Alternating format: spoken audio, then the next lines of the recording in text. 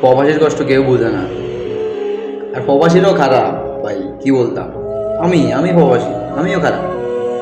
কারণ আমরা কাউকে কষ্টটা শেয়ার করি না। আমরা চিন্তা করি আমাদের যত কিছুই হোক, যত কষ্টই হোক, আমরা চাই আমাদের পরিবারকে সুখে রাখার জন্য। সবাইকে সুখে রাখতে হলে আমরাও খুশি। যত কষ্ট হোক আমরা ওইগুলো চিন্তা করি না ভাই।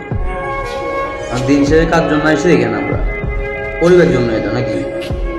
পরিবারের জন্য আসছি এখানে। আমাদের কি আর এখানে? যত কিছু হোক, পরিবার সুখে দেখলে আমরাই সুখী, নাকি? কিন্তু নিজের কথা একবার চিন্তা করি না, কি হবে না হবে এগুলো চিন্তা করি না। কষ্টটা কাউকে বলতেও ইচ্ছা করে না। আমি যদি কাউকে কষ্ট কথা বলি, ও চিন্তা করবে আমার জন্য। তো দরকারটা কি আমি কষ্টগুলো শেয়ার করার? আমি চাই না আমার জন্য কেউ আবার টেনশন করো, নিজের ক্ষতি করো। ঠিক আছে, প্রবাসী কষ্ট ভাই প্রবাসী মনে মনে থাকে। দিন শেষে ভাই কত পরিশ্রম করি আমরা একমাত্র টাকার জন্য।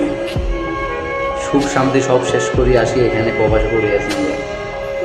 মা বাবা, ফ্যামিলি, বউ বাচ্চা সবাই, ভাই বোন সবাইকে রাখি, একা একা দিন কাটাইতেছি। আর কে বুঝবে আমার কষ্ট? এটাই ভাই, কি বলবো আর কষ্ট কথা।